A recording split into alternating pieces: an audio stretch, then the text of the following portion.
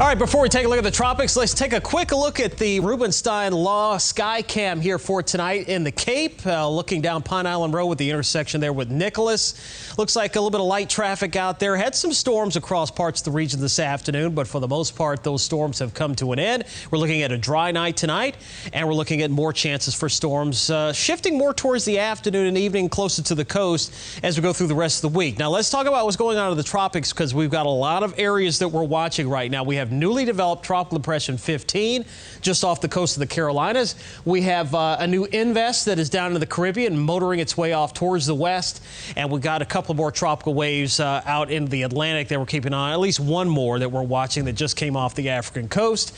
Right now, the position on Tropical Depression 15, 32.6 degrees north, 76.5 degrees west. So just off the coast of North Carolina, just south and east of Wilmington. Notice, though, it's going to be heading out into the open Atlantic. The next name on the list is Nana, as it makes its way eastward. It looks like right now, again, not going to be a problem for any land areas. Neither is this one, except for Central America and perhaps down towards Belize and the southern Yucatan. 80% chance of this developing over the next 5 days.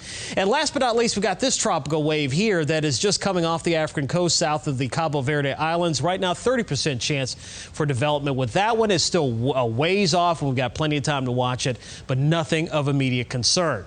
Here's a look at your radar tonight. Dry. Temperatures have cooled off a bit from the 90s this afternoon into the upper 70s, around 80 degrees. Currently a wind out of the east and southeast at about 5 miles per hour. So most areas experiencing light winds here for tonight.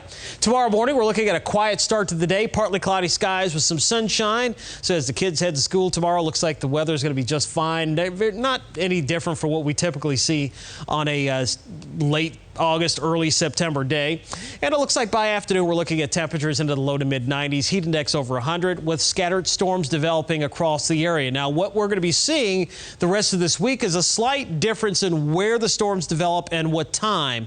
It looks like the best chance for storms, though, tomorrow will be inland. But as this big old area of high pressure in the Atlantic starts to shift to the north a little bit, we call this the Bermuda High, we're going to get back into an easterly flow, both at the surface and aloft, and that's going to focus more of the storms near the coast as we go throughout the rest of the week. You can see the upper level steering winds tomorrow, primarily light and southeasterly, but as we go into Wednesday and Thursday, we're going to start to see more of a general east to southeast wind flow, and that should focus again more of the storms over towards the west coast during the afternoon and evening. So predictor again showing skies partly cloudy in the morning.